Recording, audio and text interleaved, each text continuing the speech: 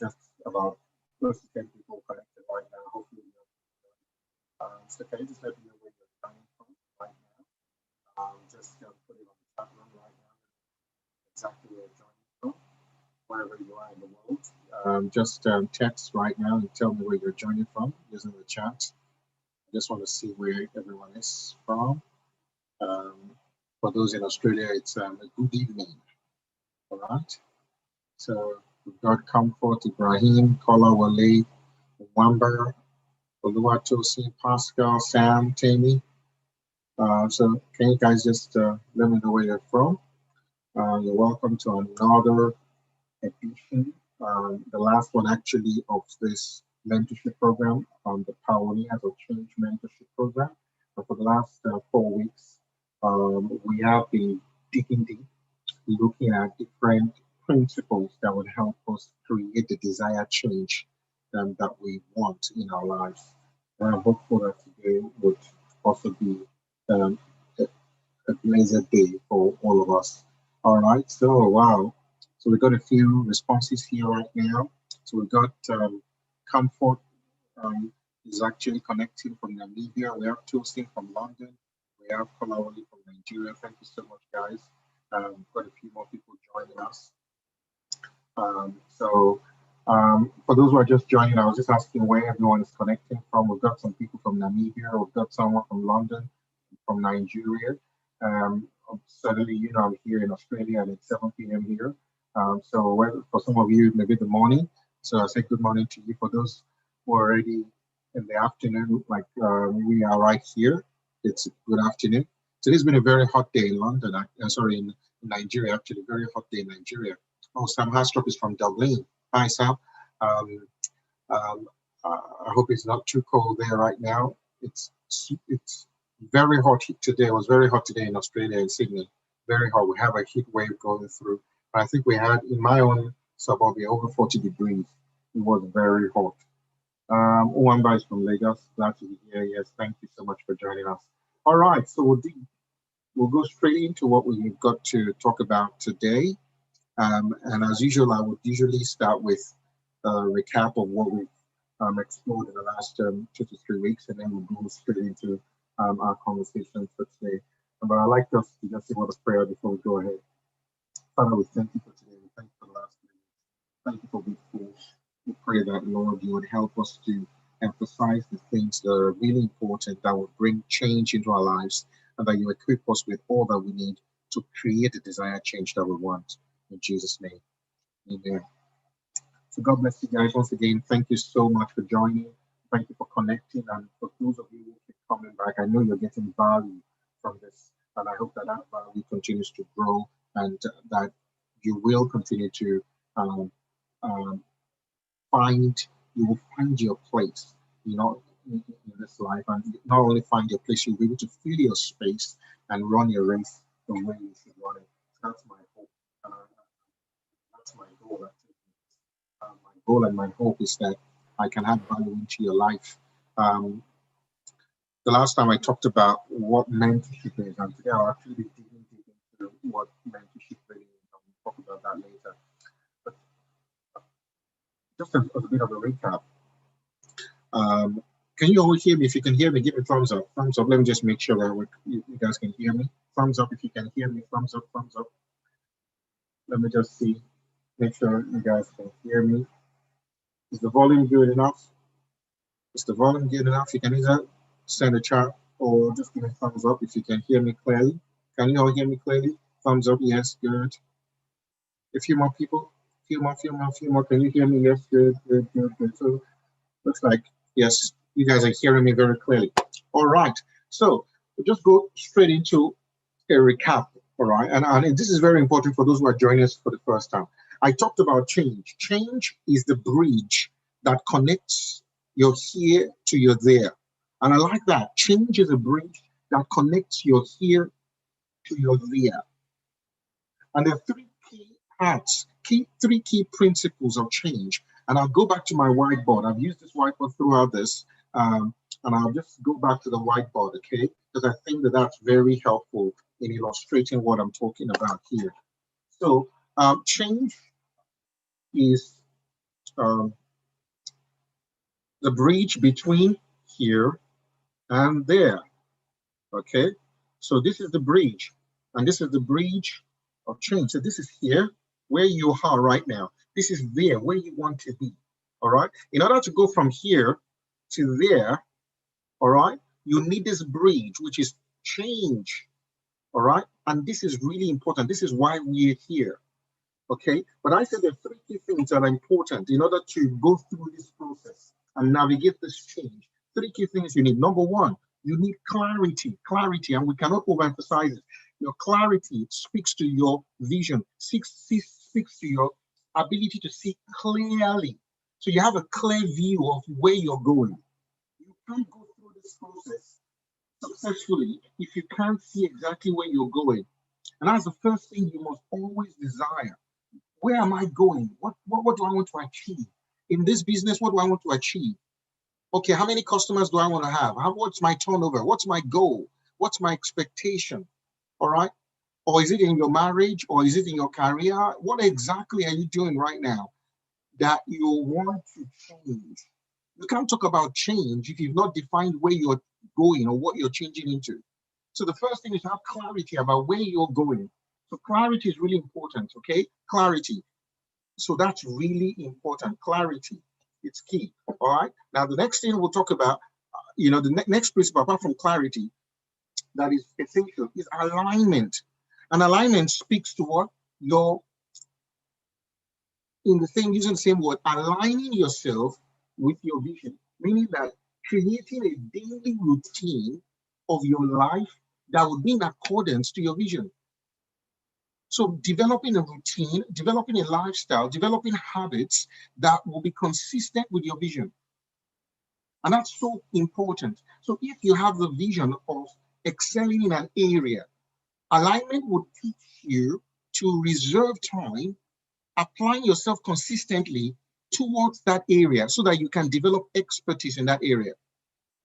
Someone said this, that if you spend 1 hour every day on your vision, you spend 1 hour every day developing yourself towards your goal, within 5 years, you will become an expert. You're not even up to 5 years. You need 2 or 3 years to become an expert. Within 5 years, 5 to 7 years, you will become world renowned. You'll become a global phenomenon. You'll become a global thought leader in that particular area. But that starts from somewhere. It starts from your ability to what? It starts from your ability to connect yourself with your vision. So it's not enough for you to see. It's not enough for you to have clarity. You must also have alignment. You must align yourself. You must discipline yourself. You must apply yourself on a daily basis. John Maxwell would usually say that, change is inevitable, but growth is optional. If you're going to go from here to there in a successful way, you have to be intentional about your daily routine. You have to be intentional about what you allow yourself to do. You have to be intentional about what you listen to, the kind of people you go walk around with. You have to be intentional about the kind of books you read. You have to be intentional about your growth process. Growth is optional. Growth is not automatic. People, you don't just grow by, just staying where you are. If you're going to grow, you've got to be intentional. You've got to be deliberate about what you do. You have to apply yourself, either through study, either through reading books, either through attending courses and programs. Since the pandemic occurred, if I tell you how much, I think I spent nothing less than $10,000 developing myself just on personal growth in terms of leadership programs, training programs, speaking programs. I've got about 3 or 4 coaches right now. Some of you know I've written a book just right now. I've got a book coach, a coach that's just helped me navigate through that process. I'm using the word navigate a lot because that's the title of my book. Okay. And it's not because I don't have knowledge. It's just because I want to develop myself. I want to develop myself. I want to grow. And if I want to grow, then I have to work with people that would help me grow. If I want to grow, then I have to align myself on a daily basis. I have to be deliberate. I have to be consistent in my application. I have to be, because if I am not consistent with my daily routine, in applying myself towards the principles of growth, I cannot grow. My life, you see, I can't live my life on an autopilot. And some of you, if you're living your life on an autopilot, you will not grow. You're not going anywhere. You must understand that you have to be intentional and disciplined enough to keep yourself on the rein and to align yourself with your vision. That is really key. Because if you do not do that, you will keep stumbling on the same stone. And the last thing I talked about is time. Time. And the difference between here and there is T, and T is time. Time. So you can't rush change. You can't rush it. You need clarity, you need alignment, and you need to give it time. All right. And so it's a process of change. Now, so those are the key foundational principles that I've talked about when it comes to change. All right. Now, but building on that, I now started to expound on the secrets that would help you with your alignment, that would help you through this journey. And we started by talking about having a positive attitude. And we also talked about not just the positive attitude, we talked about discovering your purpose, which still goes back to clarity.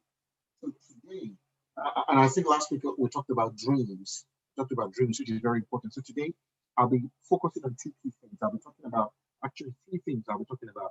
I'll be talking about relationships. I'll be talking about integrity, and I'll be talking about understanding the tools. And these are very, very key principles that we're sharing together. So I'd like you to pay attention, make sure you're not distracted, make sure you're focusing on this. And at the end of this, we will have time for questions. If you have questions, just keep your questions so that we can then go through those questions together. Can you all hear me? Some people are saying it's not loud enough. Can you hear me clearly? Am I very clear? Am I clear enough? Am I clear? Thumbs up if I'm clear. Can you guys hear me? Yes, okay. So you can hear me loud and clear. Beautiful. Okay. So I'm going to go on from there now. So I'm going to talk about relationships. Relationships are very important. If you're going to go through that bridge of change between where you are and where you want to go to, you will need people. Do you understand? You will need people. You cannot go from here to here without needing people. And today I'm not just going to talk about networking. That's not the goal here, all right? Because there are different types of relationships. But the whole idea of mentorship is to share my own experience with you. Now, don't take my own experience as gospel because everyone is different. What you should learn from my experiences are the principles behind my experiences, so you can apply those principles into your life and see whether they would help you go through the change that you desire, not to create the desired change you want in your life.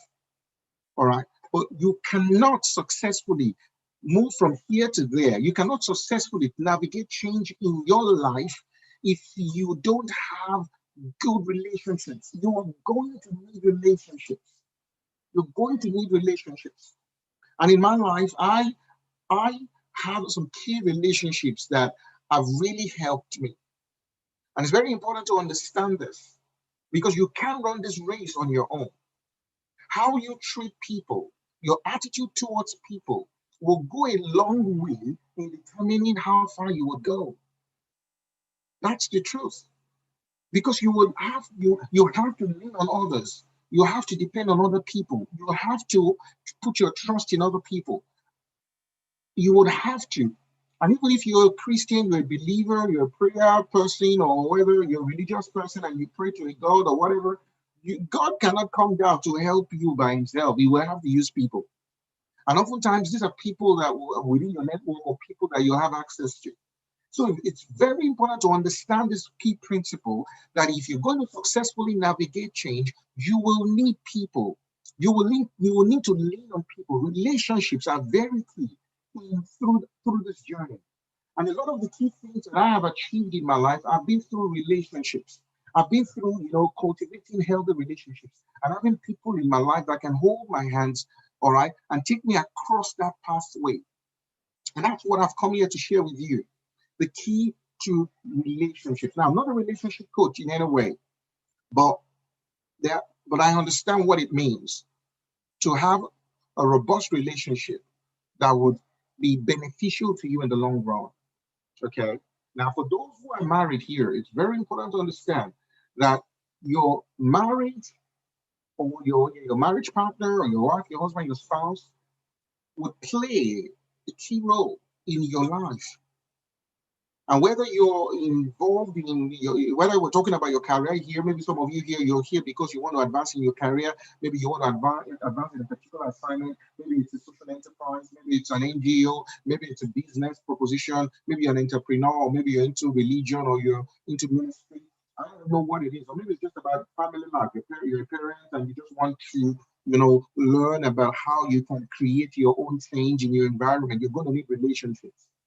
And if you're a married person, the first and most important relationship in your life will be your spouse. And that's been my own experience. That the most important relationship in my life. Okay, someone is still saying my volume is low. Okay, I'll try to project a bit more there. All right. So the most important relationship for me has been my own wife.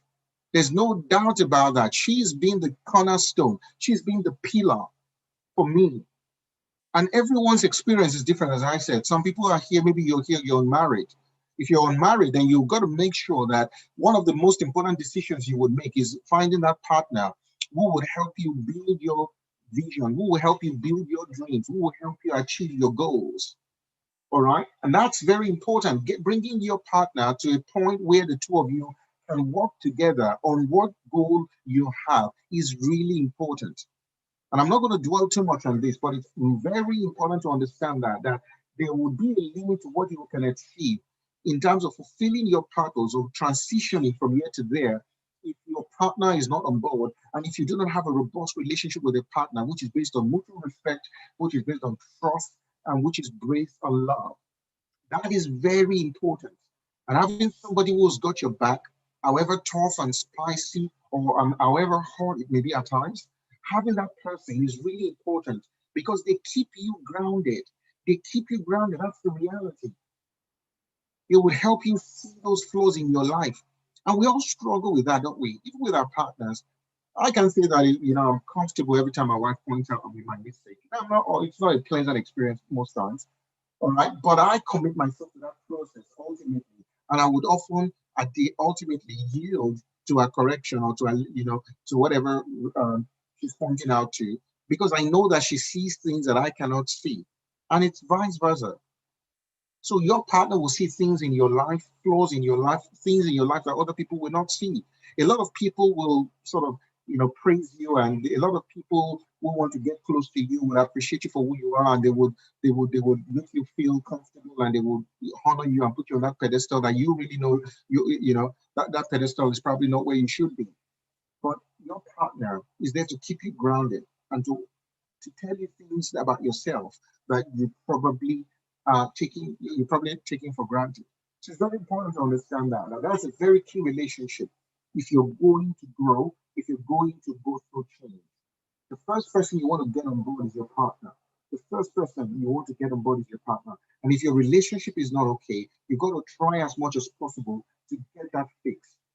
But that's not the entire thing. Okay, you're also going to need people in your life. You're going to need friends in your life. You're going to need people that would support you. You're going to need people that would mentor you. You're going to need people that will support and strengthen you. And today I'm going to talk about a few key things about the power of the Apollos principle. I'm going to talk about what I call the Apollos principle. Now, for those of you who are believers here or who are Christians, you would be familiar with the scripture where Paul said, Paul planted, but Apollos watered, but God gives the increase. Now, what I call the Apollos principle is just derived from that passage of scripture. Now, oftentimes, Paul would have to plant the seed, but Paul may not be able to water the same seed. There are many times in our lives that the seeds of our future, the seeds of our dreams and the callings and the assignments that we have, we are able to plant those seeds. But we would often need our people in our lives to water the seed. We need an Apollos to water the seed in order for it to get the increase. It's very difficult for us to be the ones to plant the seed and water the seed and just be the lone ranger. It's hard for us to get the required increase. If you're going to get the kind of increase that will be sustainable, the kind of increase that will not just be subsistent, the kind of increase that will not just be for you and your family, if you want the kind of increase that will be sustainable, not just for you, but for future generations, you would need people to water your dreams. You will need people in your life who will water the seed in order for the seed to grow. So your Apollos principle speaks to the network you have around you of people that will build up your dreams. And you have to be intentional about this. You have to be intentional about the kind of people you move with. You've got to be intentional about the kind of groups you join. You've got to be intentional about the kind of relationship you foster. And there's nothing that comes cheap. If you want Apollos, you want people to bless you and to water your seed, you won't get it for free. If you want free friends that will praise you and like you and everything, then you go on Facebook or Instagram and you get people who will like you and follow you when for anything. Those are not the real people that will build your life. If you want people that will build your life, oftentimes it will cost you something. Oftentimes you'll have to pay for it. You'll have to meet people. I give you the example of last week for those who were here of my PhD, how my PhD started, how I traveled to Austria, Vienna, for a conference. I had to go for that conference. And I used to tell people, especially those who are into research, academia, and those who are doing all kinds of stuff, particularly research work, I tell them, go to conferences, go to meetings. Because in those meetings, especially when the plenary sessions are not on, when people are just sitting down and having dinner, the dinners, the walks, and all the social activities, that's when you network. That's when you meet people. And sometimes those meetings can be life-changing. Those meetings can be life-changing. I just read a paper about a novel technique that could be used in neurology, which is my area of specialization. And it was pretty new. So I went for this conference, and right there, I sat on the table. I think I shared this story last week. My brother, who was visiting from Italy, could not attend the breakfast because he had a long night. And here I was on the table alone by myself, and this big man from Europe came to my table, sat at my table, and engaged me. And I didn't look away from him. I engaged him in a conversation. We just started talking. And he was surprised that I was from Australia because he had just been to Australia and he didn't see any black person in Australia. And I said, yes, I'm from Australia. We got talking. And at the end of the conversation, we exchanged business cards.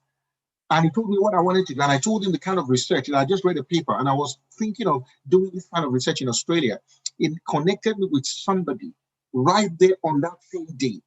And I shared with you that in a few weeks after that program, I had a brand new ultrasound machine, a $55,000 unit, delivered to my local hospital where I did my research. And that machine was what I used to explore the first 2 chapters of my PhD. I studied in a 6-month period, almost 250 patients, using that machine that I got free from a conference that I attended. And I just networked that man. I just connected with him. We just talked. So you must learn how to have, to meet people. Social skills are very important, and we cannot explore all of this here. So I'm just going to be giving an overview of all of these principles about relationships. Social skills are very important. Your ability to connect with people. And when I mean connect with people, I'm not talking about praising them and just blowing them up. Oh, wow, you are so mighty. Oh, you are no. You don't have to, project their self-image in a way that is beyond what they really are. They will pick it out. They will know that you're just trying to be a psychopath. But connecting with people requires, a deliberate effort, and it requires a little bit of training as well to be able to look at people eyeball to eyeball, talk to them, engage them, all right, and just connect with them. And if you have the opportunity of telling them what your plans are, you tell them what your plans are. I didn't go to him and say, oh, please, I need a machine. No, I didn't know that. I didn't even know it could help me. I was just telling him about my project, my thoughts. I've not even started the PhD at the time. I was just telling him what I would like to do. And then we just got talking. And then he said, oh, I could help. And that was how it came about. And I realized that throughout my career, connecting with people, attending meetings, having conversations, talking about ideas. Let me tell you, someone said, small minds discuss people, great minds discuss ideas. You will connect more with people when your conversations are around your ideas, not your problems. A lot of the people, in the last few weeks, I was saying it, my DM has been flooded by people who will hear my story. The first thing they want is money. They want to talk about their problem. They want to talk about this. They want to talk about that. All right? I get more attracted to people who want to share their ideas. Oh, yeah, I'm thinking about this. What do you think? Oh, I'm thinking of starting this business. What do you think? Oh, I'm thinking of doing this research project. What do you think? Oh, I'm thinking of collaborating with you on this. What do you think? I get more excited about that. And they may have needs. But you know what? As we cooperate and as we collaborate, some of those needs may be met. Some of those needs will be met. You must be interested in sharing ideas. The other thing that will help you in having a good network is being ready to serve other people, being ready to serve, being ready to serve others. A lot of us want to be served and we don't want to serve. Being ready to serve others is really key. Let me tell you, some of you would have seen some of the videos I put on Instagram and my YouTube account and blah, blah, blah, Facebook and all that. I've been doing some of these videos. Somebody just reached out to me to say, sir, I just want to work with you. I want you to mentor me. That was what they said. So I just want you to mentor me. And I'm getting so many calls from people who want one-on-one mentorship. And I just said, okay, you know what? It's very difficult for me to be able to create one-on-one time. I'm also a pastor of a church. I also have a business to run, and I'm a father of 2 young boys. And I've got a wife as well who is connected here, all right? And she wants my attention too. And I've got a mom, I've got siblings, I've got a life, I've got so many things. Like I can't commit myself to mentoring people one-on-one. It's just impossible. You know, I can't do that. But I said, okay, let's just interact. And he just told me, you know what, I can help you in this area. I can help you edit your videos. I was paying, the first few videos I did, I was paying $100 per video. 100 Australian dollars per video was what I was charged. This guy came in and said, sir, I'm going to serve you. Nothing. I am telling you the truth. Out of embarrassment, I had to give him some money to say, no, you can't do it. And he did it excellently. After the first 1 or 2 sets of videos, I told him, I said, the last transition, the last scene of the video, put your own logo there and promote yourself. Put your number, put your email to show that you did this work so that anyone who sees this video will be connected, will be able to find you. He started doing that. Before you know it, some of my people in my network they saw the video and they started calling me. I got someone from a friend, a friend from the UK saying, please, who is the person designing your video? Please, can you connect us? Another person reached out to me saying, please, who is the person getting your video? Now, do you know that the company that did the first few videos that charged me $100 per video, do you know today, the CEO of that company, I connected them today. We did a group call with this guy. The CEO of the company called me and we're talking and they were like, we need somebody to help us with your videos. We know you found somebody else. I said, wait. I called the guy and I connected them straight away because they have a lot of work. By 7 me now, I've connected him with a company that will guarantee him lots of work and he can charge them. But when he came to me, he wanted mentorship, but he was ready to serve. All my videos now, he edits them. And I don't even have to worry. I'm doing a book launch in December. I'm going to launch my book. And he said, Doc, I'm going to come and I'm going to cover the event free. I said, no, because I like paying, because I don't like anything free. Because when something is free, usually there's no. He said, no. I am coming and I'm going to cover the event free. Because he has a heart of service. You connect with people when you serve them. Some of the things I've enjoyed is through my own service. When I see somebody who is higher than me, I'm not just interested in, oh, please give me advice. Oh, please give me this. Oh, please give me that. I'm always thinking, okay, please, is there a way we can connect? Is there a way I can serve? Is there something I can do? Do you have a need? Can I assist you in this area? Can I support you in this area? Because when you serve people, they would open up their hearts to look after you. My father, one of my, I call him my father, my spiritual father, Reverend George Adeboye from Rema Chapel, came to Australia some 2 years ago or so. When we came to Australia, we had the opportunity of connecting. And my heart was just open to him. I just wanted to serve. One day he called. While he was here, I was just in Sydney for 1 week. He was bored. He said, please take me to a Chinese restaurant. I had just come back from work. I drove to his hotel, picked him up. We went to a Chinese restaurant, which was actually not Chinese. I took an entire restaurant. I said, no, I want Chinese hot pot. We ended up driving 1 hour. And I was there with him till midnight. And it was just a heart of service, just to make him relax and to look after him. And that just brought us together. Now I have access to him. Now I can call him daddy. Now I can text him and he will respond. Now I can, he wrote the foreword to my book. I called him and I said, Daddy, I want you to please write the foreword to me. He said, no problem. Within 2 days, he wrote the foreword to my book and he wrote excellent reviews.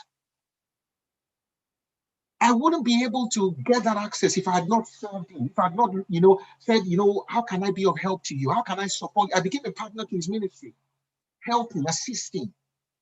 People, you will get people that will bless your dreams. You'll get people that will help you build your dreams, build your goals when you learn to serve. So don't be keen to receive from people who are higher than you. When you have the opportunity of meeting somebody who is higher than you, let it not be that the first thing that you're thinking of is what to get. Of course, there are times that you will have to ask. And I'm not saying you shouldn't ask. I've asked before. And there are times that God will lead you in a direction to ask. And you ask boldly. But understand the point that if you want long-standing relationships or long-lasting relationships with people of influence that will help you build your dreams and bring you up, you're going to have a heart of service, a heart that is open up to serve, not a heart that just wants to consume. You must be willing to say, you know what, I want to serve, I want to support you, I want to assist you. What can I do to help you? What can I do? How can I? Because you have something that they may need. You may have something that they may need. You may have something that will support them, that will help them, that will build them up.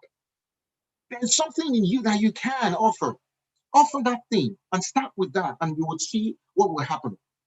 So it goes back to that principle, the Apollos principle, that you cannot plant your seed, water your seed, and get the required increase. You will need people to water your seed, but bringing those people and bringing them into your life consistently requires a lot of work in terms of developing social skills. Social skills speaks to your ability to connect with people, your ability to talk to people without patronizing them. Without, oh yeah, and that is and that is that is those kind of things where people they'll be turned off. They feel no, you're not patronizing them, but you must be able to connect with people. You must learn to connect with your peers, people at your level. You must be able to connect with people below you. All right. You must be able to connect with people below you and find a way to connect with the people who are lower than you. That is really, really key. I see some people who, they know how to connect with people above them, but the people below them, they can't connect with them. They ignore them. They ignore them. All right. No, you must learn to connect with the people, even the people who you think that are below you. Connect with them. Talk to them. You never can tell. There was a time that on LinkedIn, I would only respond to people who have so many followers. The big people on LinkedIn. Those are the only people I will connect with. One of the clinics that I have now, which is a very profitable clinic, all right, I got that connection from somebody who was relatively new on LinkedIn. She had just joined LinkedIn. She started this new business, and I just joined LinkedIn. I needed some doctors to work in the clinic she had started. A highly profitable clinic. And she just sent, the name wasn't popular. There were not many followers. She just sent me a DM on LinkedIn.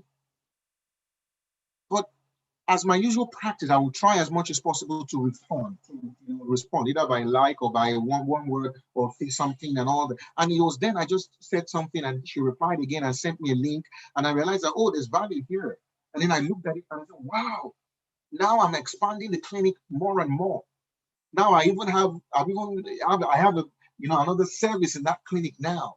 And it's just blown open. I said, look at where it started. Some people that God will use to take you to your destination may not be popular. They may look like they're lower than you, but you really need them because they may connect you with somebody. They may link you up with somebody. They may know somebody that has what you need. So don't treat people that are less than you with disdain. Somebody sent you a message, 3 months, it's there in your DM. You are looking to connect to the big people. They are there. You have not even said thank you. You've not even responded to them. But you keep harassing that other person, sending mails over and over again. When the people that are already trying to connect with you, you're just ignoring them. Am I making sense to somebody today? If I'm making sense to you, let me see. Let me see you. Give me thumbs up. Or say a word. Let me just, give me some encouragement. Let me see what you guys are feeling. Are you feeling it? Feeling it? Feeling it?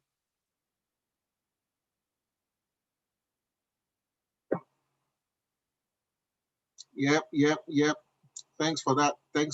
Beautiful, beautiful, beautiful, beautiful. So we're all together. Fantastic. All righty, good.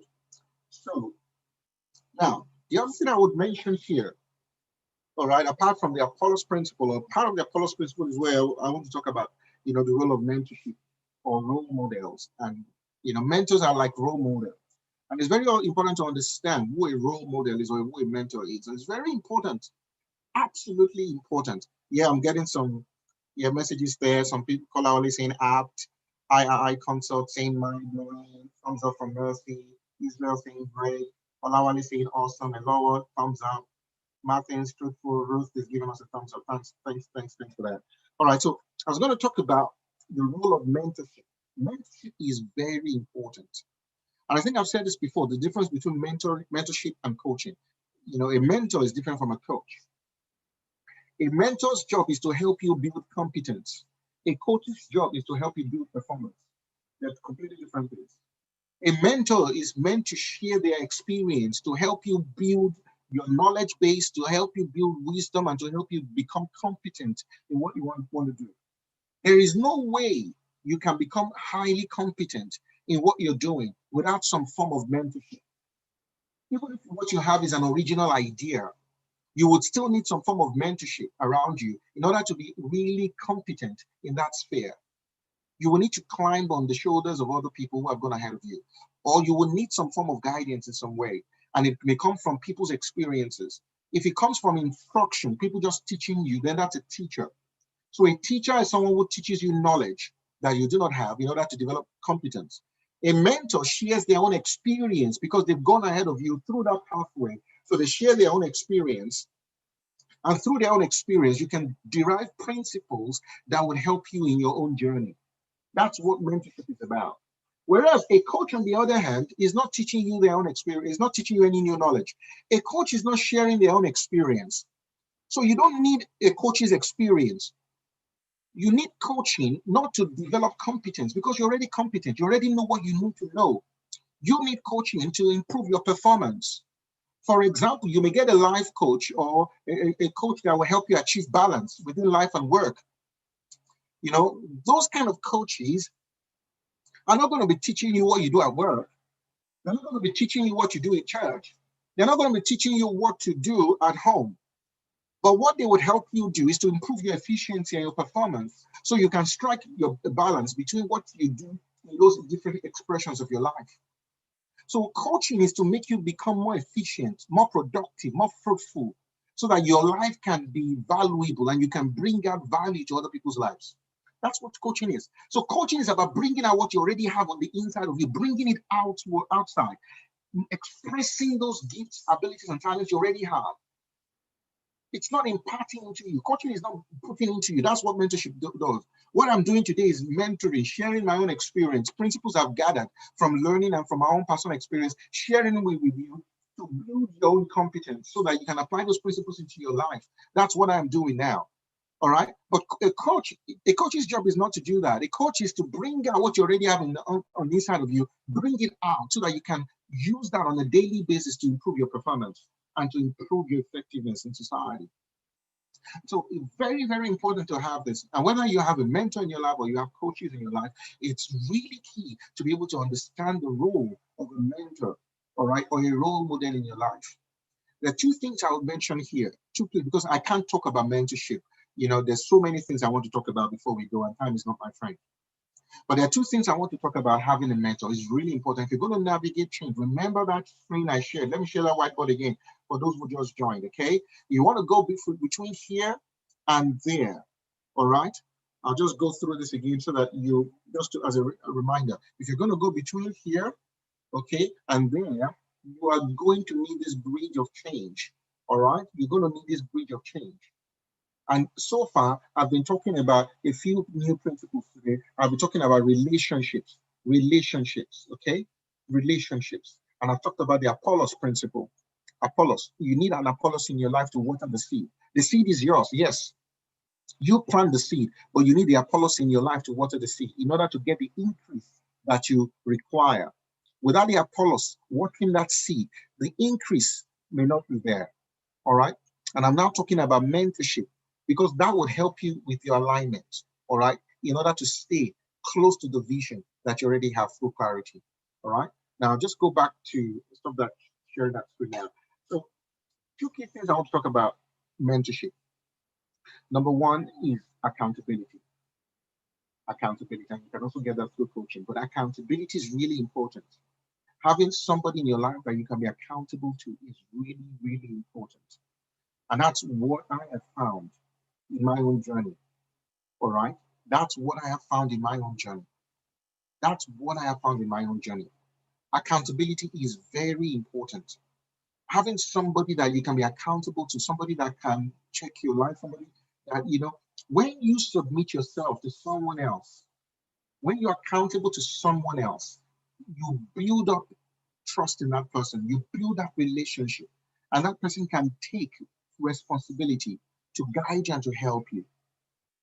So the role of a mentor is not just to give you experience, your own experience, but it's also to hold you accountable to see how you will transform the principles behind the experience into your own life. Remember that everybody would have our journeys in life are different. So you cannot fully replicate your mentor's experience into your own life. You will make a mistake if you do that. We all have our own different issues. We all have our own different capacities and competencies. But what you want to do is to look at the underlying principle behind that mentor's experience and apply that principle into your life, and you become accountable also. Make yourself accountable to that mentor so they can check you and build you and support you and assist you. I had a mentor in my life, and there's someone that I almost call a dad. Some of you have heard me talk about it many, many times. Yes, this man was somebody that I trusted. He was my Sunday school teacher when I was in children's church, and we became very good friends. He supported my medical education, supported my family. He was there for me at all times. He was a mentor to me. When I had questions, he was always there to answer my questions. I was accountable to him. I was accountable to him. I'm telling you the truth. He was there to watch me, pray for me, support me, assist me in whatever I have to do. I shared this story, and my wife is online now, so she may be embarrassed. So if I get into trouble, you know that it was this story. I remember that when my wife and I were just, at that time, I think we just started talking or something. So the relationship was, in the very early stages. And this was in Nigeria, so we're in Lagos at the time. And I remember that I wanted to take her on a date. So I thought I'll take her to the beach. Now, I didn't have a car. I had nothing really going on. All right. At that time, she was even financing me most of the time. So, but I just thought we should have a special date at the beach. All right. And I planned it all in my head, fixed the day. We're going to go out there on a Saturday, blah, blah, blah. Well, because I was accountable to my mentor, I called him and I said, "Sir, this is what I want to do." He knew the relationship was in the very early stages. And I was really keen to just wow her. I wanted to just, I thought that I would wow her. So he told me, he said, "Why do you want to take her to the beach? You don't have a car? Where you live, you need three public transport buses." And for those of you who live in Lagos, you understand what I'm talking about. 3 buses. What about the picnic basket? What about this? What about that? Your towels, this, that. It's going to be miserable. And then on your way back, or are you going to take a taxi? I said, "No, I can't afford a taxi." So, after I said a few of those things, I just thought, this made sense.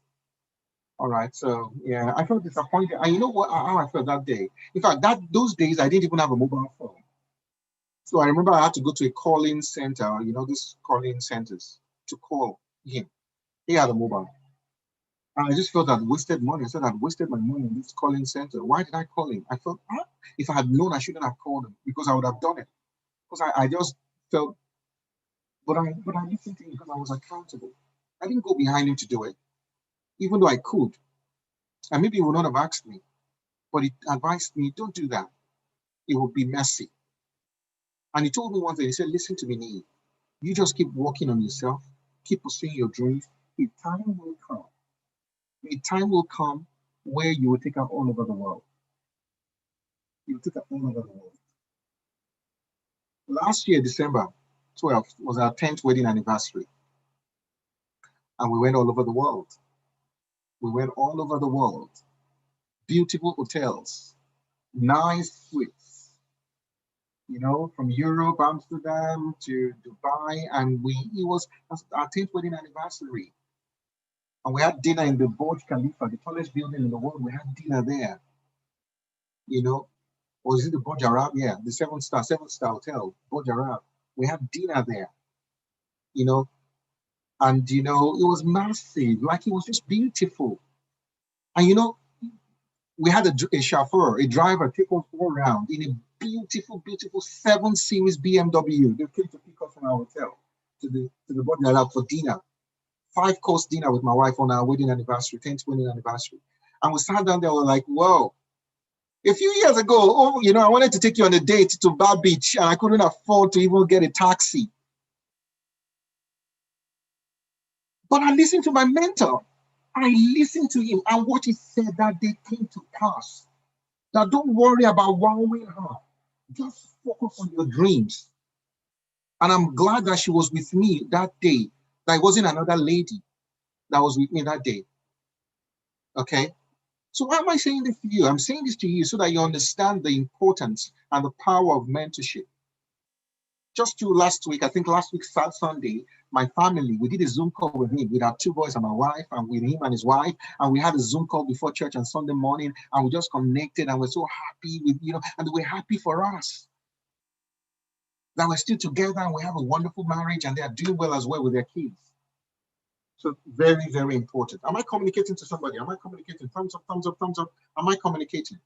Am I communicating with you guys? Am I? Come on, give me 1 or 2 words. Hey, I want to engage. I want you to see you engaged. I want you to see you engaged. Yes, yes, yes, yes, yes. Is this the same Eloa? Is this my Eloa? Is this Eloa Beautiful Gate? I'm not sure. There's an Eloa here. I'm not sure which Eloa is this. All right. Yeah, God bless you. God bless you. Okay. All right. God bless you. Flo, yeah, God bless you. All right. Beautiful. Now, I'll quickly move on. The second thing I want to talk about mentorship. 2 things about a mentor. Choose a mentor that you can trust and you can be accountable to.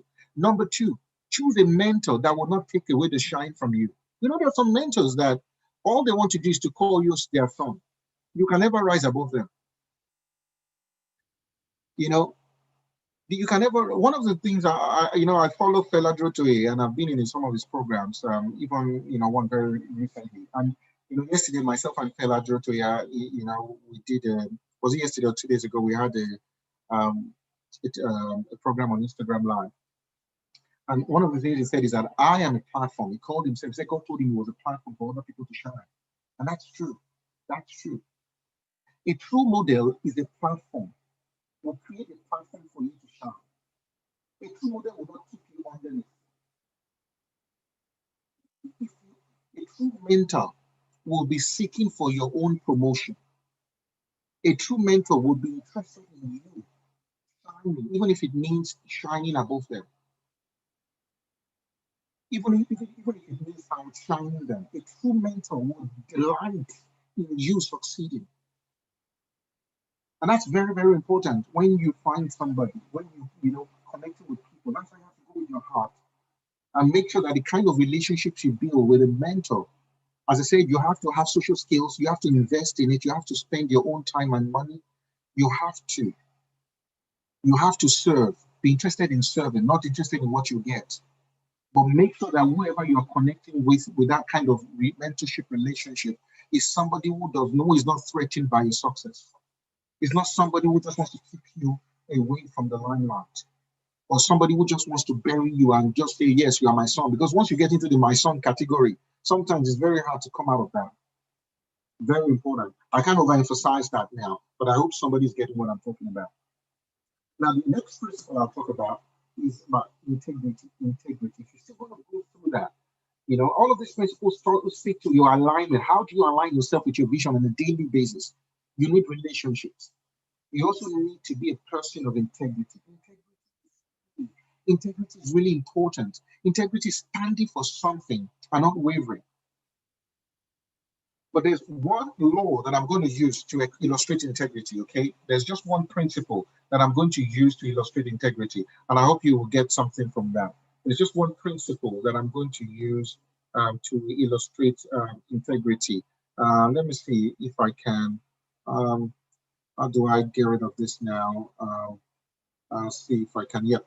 All right. So I hope you guys can all see the screen. So let's. I'm going to talk about the law of leverage. Okay, leverage.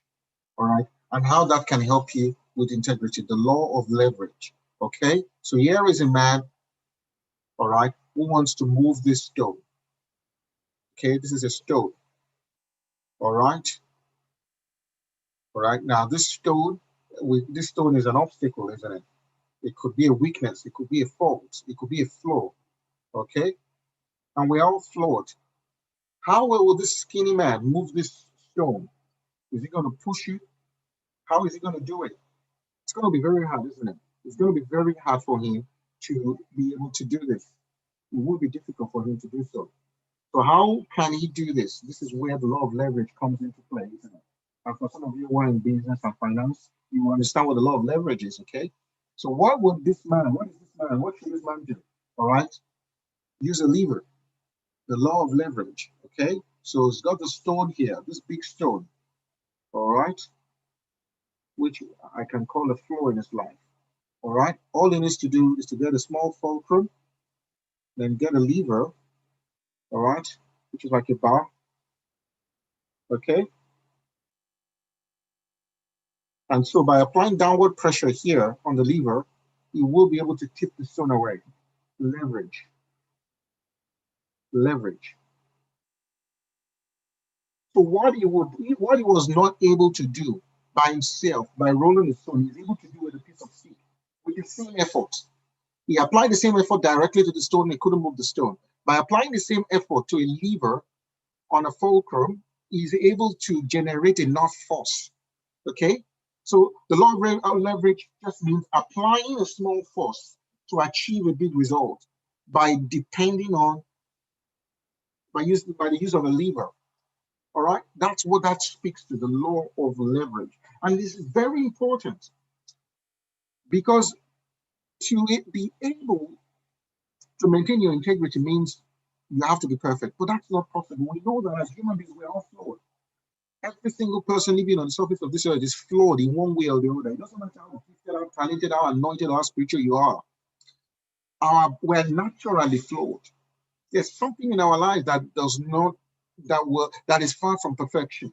And it doesn't matter how good you are in your sphere of influence. It doesn't matter how good you are in your place of calling, in your gifting.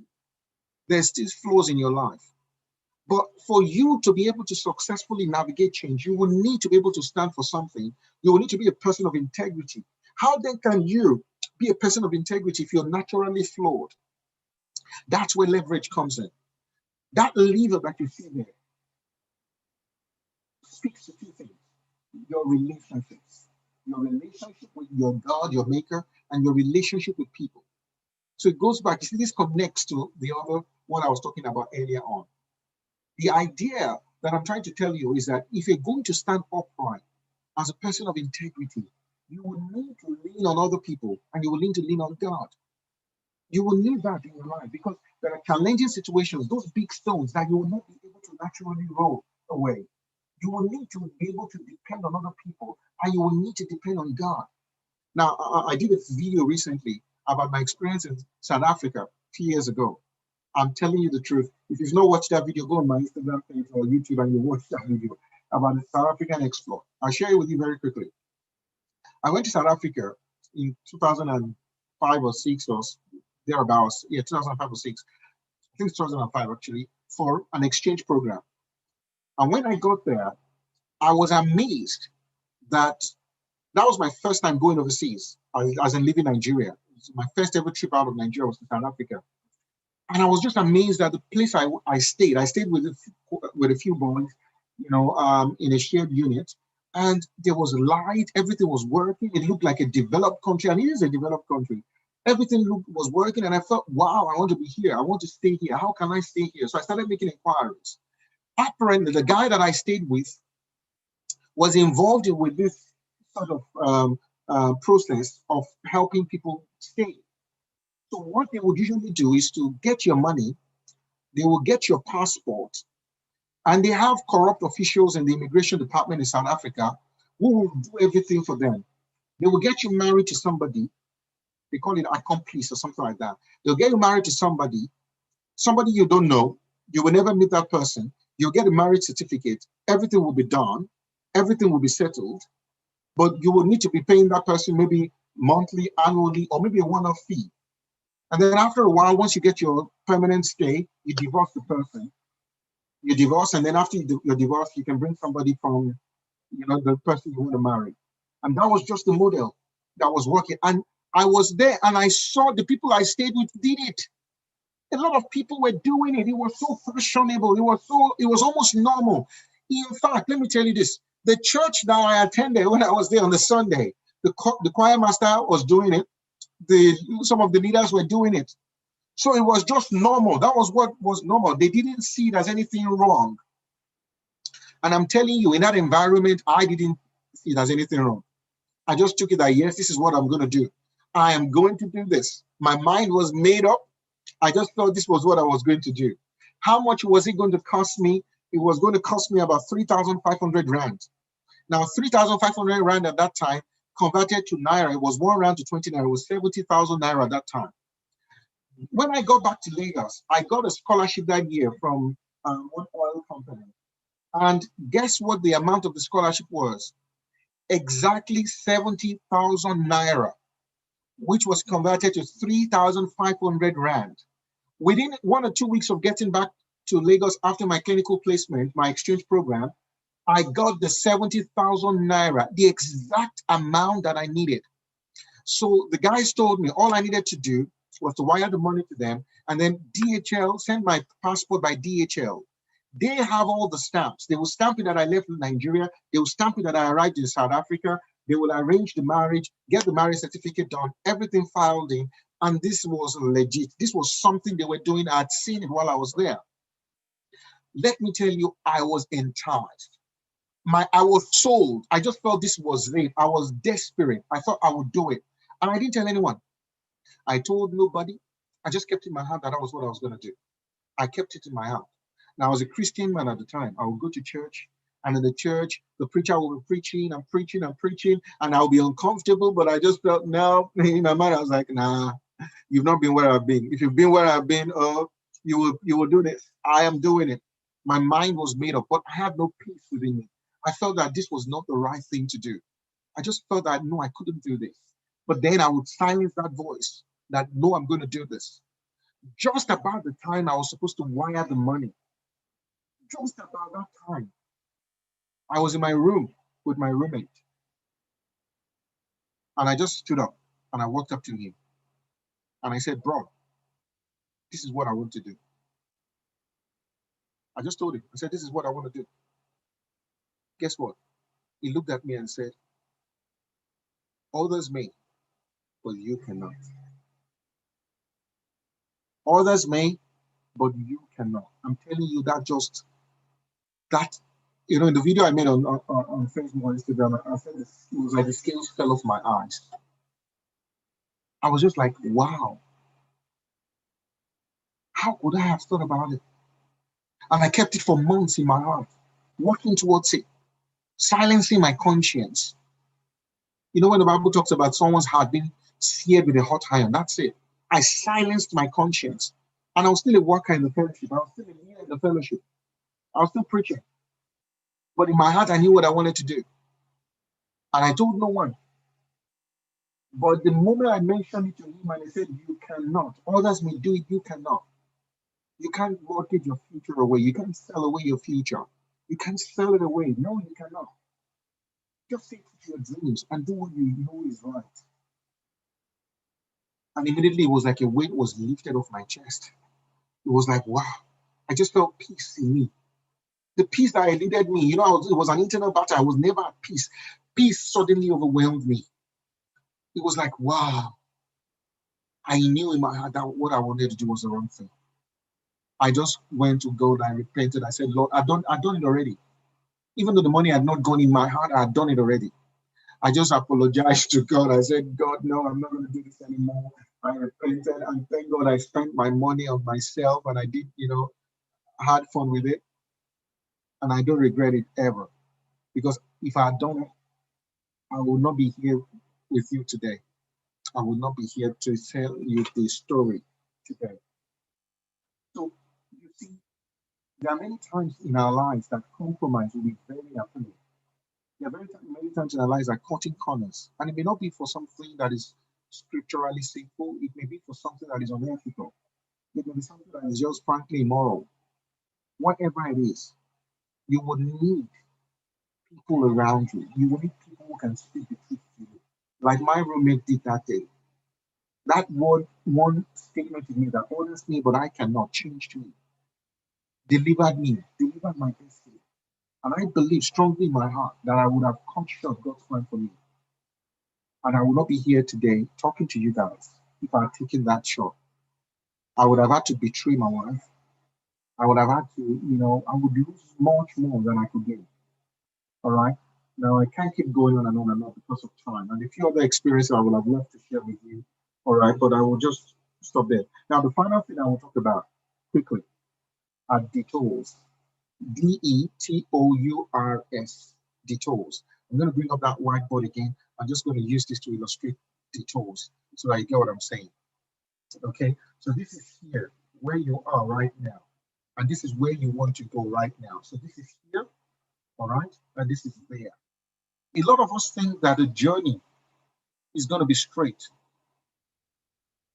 And many a times when we see the vision, remember I said it, that the vision is a picture of the future. All right, it's a picture of the future. You've already seen that picture. You're here. You've seen that picture already, and it looks good. It looks beautiful. It looks great. It looks remarkable. You've seen it already. But when you see, you think it's going to be in a straight line. That's what you see. But life is not always in a straight line. Oftentimes, there will be detours on the way. So as you're going in this journey, you will find a road closure, all right? And there will be a sign saying turn left for the detour. So God takes us through detours in our lives, all right? So you will notice that throughout your life, you will have to go through detours.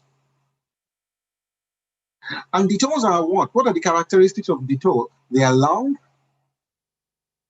they are winding, they are unexpected, so they are sudden. All right, long, winding, unexpected. All right, and they block your vision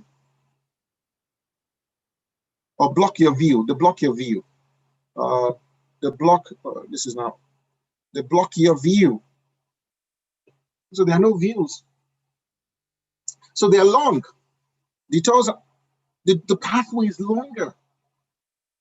They are winding, meaning they're not comfortable. You can't just go through detours with cruise control like you're on the highway. And if you're driving on the highway, you can just if your car has cruise control, and just be going there, same speed, you're just cruising along the way. You can actually put everything on autopilot. And a lot of us think that way, isn't it? We think that life can be on autopilot. We just go cruise control. But when you're in a detour, you need attention. You can't go cruise control. Your legs will be on the pedals. Your hand will be on the steering because it's longer, it's winding, it's unexpected. It's not a familiar route. So you don't know what you're going to face. It's sudden. Many times when you're driving home from work and there's a detour, maybe because of an accident or because of a road repair, you're often not aware of it. You don't even know that it's coming on. It meets you suddenly. Has that happened to you in your life that you face a detour? Has that happened in your life that suddenly somebody close to you passes away and that person is somebody that you've been depending on and suddenly your support structure is gone? Has that happened to you before that the relationship you really counted on is just gone? And that relationship, that person you thought you were going to spend the rest of your life with is no longer there anymore. Something else, or they've just moved on. Has that happened to you before that you just fail at something, or you have an extra year at school, or you start a project and it's collapsed, or you've just entered into a venture and it's not working out well, or you have a child that is giving you trouble, that has behavioral challenges, and you're like, how is it? This is not the way I planned it. This is not the way I saw my relationship. This was not the way I saw my marriage. This is not the way I saw my career. And you go from pillar to post, not understanding what the situation is in your life. Listen to me. Not all detours are destiny destroyers. Not all detours are destined, and it's very important to be able to understand where you are now. Some of you are in detours and you think, well, I'm not in the will of God. No, no. Sometimes detours are actually part of the package. Detours are actually part of the package. God never promised you that you will go on the highway. He will never do that. All he will do is to show you a picture of the future. And all he will demand from you is to align yourself with that picture. But in aligning yourself with that picture, you will sometimes face detours in your life. The journey will be longer than anticipated. You'll be like, but God, this is not what you told me. This is not what I expected. This journey is long. This is difficult. This is challenging. I didn't know I was going to go through this. I didn't know I'm going to face this challenge. I didn't know this business would struggle at the beginning. I didn't know that, I will get negative reviews from people. I don't know what it means to be rejected. Some of you are facing rejection for the first time in your life, and you don't know how to handle rejection. You don't know how to handle disappointment. You don't know how to handle failure. To handle failure. Some people fail the first time and they just collapse and the whole world crumbles on them because they don't understand the place of detours. Detours are long, they are winding, they are uncomfortable. A detour will put you in an uncomfortable position. A detour will put you in a place that is not your comfort zone, so to say. When you are in a detour, you're stressed. When you are in a detour, you are worried. When you're in a detour, you know what detours do. You know why detours do that? When you are in a detour, you become more alert. Sometimes it's very easy when you are just on a smooth journey. You just pay attention. You can actually be taking a phone call, or you may be listening to a podcast, and you're driving on the highway. But because it's just one straight road that you're familiar with, you feel it's all good until you see the detour. Suddenly, the podcast cannot take your attention anymore. Suddenly, you tell the person that you're calling that please, chill, chill. I can't talk anymore. I need to focus. A few weeks ago, actually, I was talking to my very good friend, Sam Ekunai. We were just chatting this morning. I was driving to a clinic. It was about 90 minutes away from my house. As I was driving on the highway, I was just cruising. It was during the height of the pandemic, so the road was clear. Most people were working from home, but I had to go to the clinic that day. So I was just cruising. I didn't know when I went to 120, the maximum speed limit was 110. I didn't know when I went to 120, I went past 120. My legs were just going. The road was clear. My people, I just started seeing flashing lights behind me. Wow. I didn't know that the policeman had spotted me. Oh my God. So the police stopped me. And I was like, wow. So when I saw the lights, I just said, hey, Sam, I'm in trouble. So he called the call. I said, please let me leave you. So he left. Let me tell you, after the police gave me the ticket and I got back on the road, my hands were like, I was going so slow. I was so focused. There was no distraction anymore. I was not even in the mood. Anyone that had called me at that time I would not have picked any phone call. I would not. Because the reason why I believe I sped was because I was distracted. I was just enjoying the conversation. When you are in a detour, you can't be distracted. You're paying attention. You want to see the next sign because it's an unfamiliar road. You're going through side streets. Children may be running across the way. There are bumps along the way. The road may not be paved. Or tarred. So you don't even know where the place is. You're waiting for the next direction. Turn left, turn right. You're not sure yet. And if you're using a GPS, you're depending on your GPS to direct you because you want to get back to the main road. You want to get back to the main road. But the mistake some of us make when we get into detours, that's where we go for prayer and fasting. And then we go to man of God, from man of God to another man of God. Please get me back out of this detour. You're trying to walk your way out of what God is walking you in. You're trying to get out of what God is calling you into. All right? Because it is suddenly a change that you're not familiar with. It's now long, it's uncomfortable, it's unexpected. You cannot plan anymore. You cannot budget anymore. You cannot plan for it. You don't budget for detours. They come along the way. The pandemic for a lot of people is a detour. A lot of businesses just collapsed out of nowhere. A lot of people lost clients. People in the events business, everything gone within the blink of an eye. $1 million business gone. And then you find yourself in a hole, not understanding why you're where you are. My friend Sammy Kuna, I just wrote a book, Purpose in Crisis. You get that book, and you will understand the place of detours in your crisis. Not every crisis is meant to destroy you. Sometimes the crisis is meant to build you. If you understand that you are in a detour will block your view of where you're going. So you got to keep that in mind. You need to depend on God when you're in a detour. You will not depend on your energy. You will not depend on your knowledge because it's an unfamiliar road. You're not familiar with the side street. So you have to depend on your GPS. You'll have to depend on him telling you turn right, turn left. You can't depend on your skills. You can't depend on your network. You can't depend on your education. You can't depend on what you have or what you earn. Now you have to trust him that he will take you out of this situation. You have an autistic child. Your child is autistic. How do you plan for that? When you were getting married and wanting a family, you never pray for an autistic child. You never prayed for a child with Down syndrome. You never prayed for a child who had a deformity. But here you are now with a child with a deformity, and it's becoming stressful. It's unexpected. It's unplanned. You can't chuck the child away. There's still a lot of love in your heart for that child. That is a detour in your life. How are you going to handle that? It's going to be one step at a time, trusting God for that. Because you know what? He will never give you a challenge that you cannot handle. He will never take you through a journey he will not see you through. There are two reasons why God takes us through detours. Number one, it's because we are not ready for our destination. Many a times when you're going through your journey and you're not ready for the destination, it will divert you here because he wants you to be ready. He wants to build you up. Remember the story of Joseph. Joseph had a dream that he was going somewhere, but Joseph was not ready for his dream. So God took him through a detour. He was sold by his brothers to Potiphar. And then from Potiphar, he ended up in jail. All right. And while he was in jail, God broke him down. God built him up. He learned how to serve. He learned how to be trustworthy. He was tempted by Potiphar's wife. He succeeded. That landed him in jail. He learned to handle disappointment. He learned to handle rejection. He learned to handle, to handle people forgetting him. Remember, he interpreted a dream and he was forgotten. The people he was hoping that will help him, the person he was hoping that will help him, forgot him for years in the prison. But still yet, despite all of the challenges he went through, he was still able to comport himself. He was still able to excel right in that same place. He was in his detour, but he was excelling in his detour. He wasn't praying that God would take him out. He was there for a purpose. He was there to be built up. God knew that he wasn't ready for his final assignment. And when he was ready, the dream came to Pharaoh.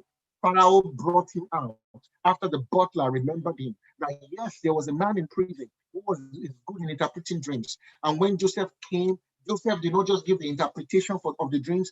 Joseph also provided solution. Joseph told Pharaoh, said, find a man. He didn't just interpret the dreams, he applied it. He didn't just give the man a word of knowledge, he gave him a word of wisdom. He applied that dream and said, find a man that will supervise this project, so that in the 7 years of plenty, he will gather all the produce, so that when the 7 years of lack come, there will be a lot in the storehouse. And Pharaoh looked at him and said, you are the man. You are the man. And that day, his life was changed. The dream was fulfilled. But this man had to go through a lot of detours. So many times, God will take us through detours when we are not ready. And sometimes we go through detours because our destination is not ready for us. So sometimes your destination is not ready. The person that you're going to meet has not arrived. Why are you in a hurry? The person that you're going to meet has not arrived. Why are you in a hurry? I like to share this, and I've shared this maybe before. I'm not sure whether I shared it in this forum. Of the story of a young man who was looking for a job. He had been looking for a job for a very long time. And then he got in the car for an interview. He was going for an interview. And while he was in the bus, he just felt a pumping in his spirit to get out of the bus to help a woman who had a flat tire. A woman had a flat tire and was struggling to fix the tire. And he was in the bus, in the public transportation, going for his interview. He got out of the bus in response to that prompting he had in his spirit, and rolled up his sleeve, tucked in his tie, and helped the woman change her tire. After changing the tire, the woman drove off. All right, and then he caught another bus. By the time he got to his interview, he was late because he got stuck in traffic. The traffic he could have missed by staying in the bus. He got stuck in traffic, so he got there. He was late. The interview was done. The interview was done, but he found favor with his secretary. The secretary said, okay, I'll talk to the boss. So they talked to the boss. They said, okay, let's bring him in. He got into the interview. And guess who was the main person interviewing them? The same woman who had the flat tire. The woman who had the flat tire was the interviewer. The woman was like, wow. He was also screaming, wow. Do you know he got that job? And the woman told him that he was the least qualified. He would not have gotten that job if he had gotten there first on the day. He would not have gotten that job if he was the first person to arrive there. But he was the last person to arrive. But God knew that he wasn't qualified for the job. So God sent him through to a detour because God was preparing where he was going to. God was preparing it. Took him through a detour. Delayed him a little bit. Sometimes delay is important in our lives because our destination is not yet ready. So you must understand your seasons. You must understand the season you are in. You must understand your season. And if you're going to go through things successfully and go from here to there, you must be somebody that understands the times. You must understand. So you are not, if you understand the season, I'm not saying you should settle for mediocrity. I'm not saying you should settle for pain. I'm not saying you should settle for crisis. No, that's not what I'm saying. But you must understand the purpose in the crisis. You must understand what God is saying about you where you are at that point in time. You must understand why you are where you are at that time. Because if you don't understand where you are at that time, you will jump, you will make mistakes, you will get out of it. You will get out of it. And you will abort your dreams, you will abort your vision. Let me finish with this story. While I was training to be a specialist, just before my main physician exam, I went through a period where I just started doubting myself and I started doubting my ability to do the kind of work I was doing. I just started doubting myself. I thought maybe I shouldn't just be a specialist. I want to make money. I had a lot of needs, so many bills. A lot of my family depended on me, and I wasn't making enough money at the time. And I just felt I can't do this anymore, And I was also migratory because when you're training as a specialist, you go from city to city. All right, we started from how many places did we live? I count how many houses we rented before we became stable in Sydney. But we had to move from hospital to hospital, from hospital to hospital, because as a trainee, most of my contracts were 1-year contracts. So, and that's the way it's designed. The training program is designed to move trainees all around, so they can get broad experience from different hospitals and different cities and different, systems. But that affected my family because my son will have to move school, my wife will have to move for a new job, we'll have to move again, and then we have to move again. And then she was studying at the time. We were always moving, we were always signing leases, and it was just strain us. And the time came at the time I remember that I just felt discouraged that maybe I was going to pull out of the training program.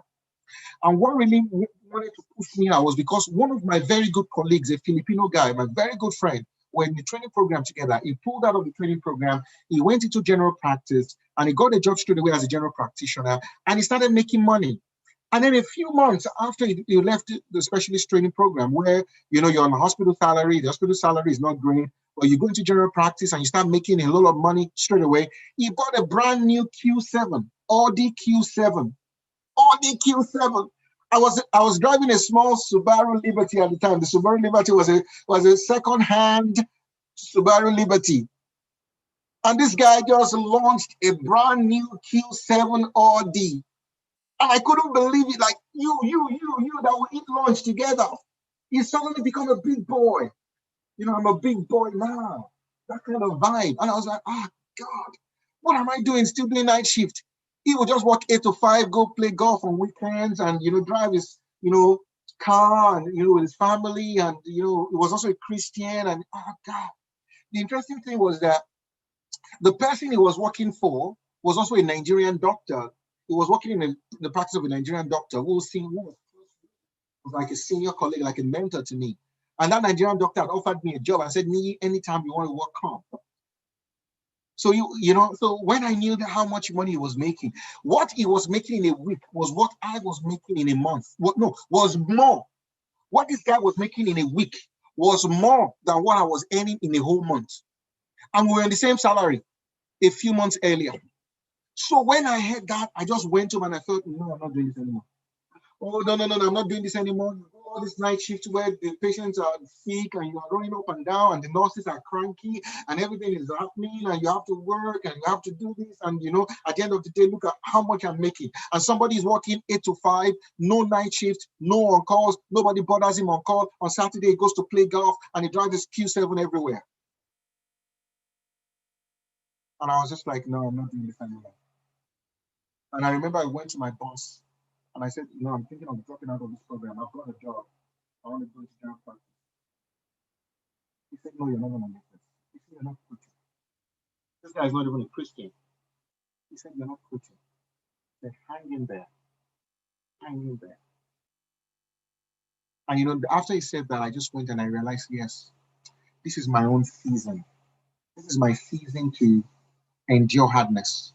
This is my season of going through the challenge, of paying the price.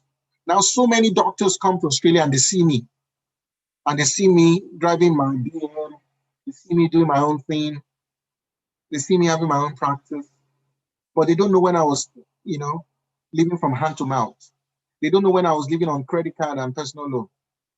They don't know when my wife was in school where we had to pay, our school fees on credit card, 21% interest rate, because we couldn't afford to pay school fees anywhere else. And all we had to do was put on a credit card. They don't know when it was difficult to fuel my car. They don't know when it was difficult to feed. They don't know all of that because they don't know that there's a story behind the glory. You must understand the seasons. And I thank God that I never gave up. I never gave up. I just said I was going to push through. And that season passed. That feeling went away. And then I got my joy back. Going back to what became fun again. And I started to feel that, yes, I was in the right place. At that time, I felt that I was frustrated. I thought, I'm not doing this anymore. I'm in the wrong job. Some people quit on their dreams because of that feeling. They feel I'm not enjoying the job anymore. I'm going to quit. And you see them quit every single thing. They never finish anything. They quit. They keep quitting because they don't understand the seasons. There are times when you are right where you should be, but it will be uncomfortable. Like internally, you will not feel peace. Internally, you will feel confused. Internally, you will feel down. But you must understand seasons. It's very imperative. If you're going to go through change, if you're going to successfully navigate change, you must understand seasons and you must understand your detours. You must understand your detours. I'm rounding up now. All right. I'm rounding up now. You must understand your detours. You must understand when God takes you through those detours. Because it's not going to be your journey through change, it's not going to be a straight line at all times. You must understand that there are times you go through the detours, but those detours are meant to make you. Don't pray yourself out of a detour.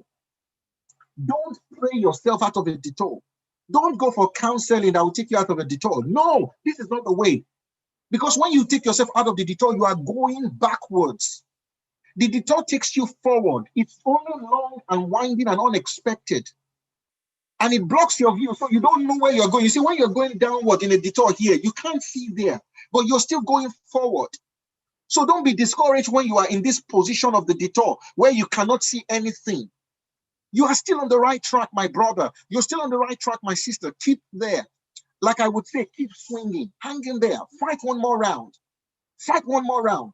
When your face is bruised and your stomach hurts and your mouth is swollen and your lips are bleeding, fight one more round. When you are knocked in the temple and your temple is swollen and you feel like you've given up, fight one more round.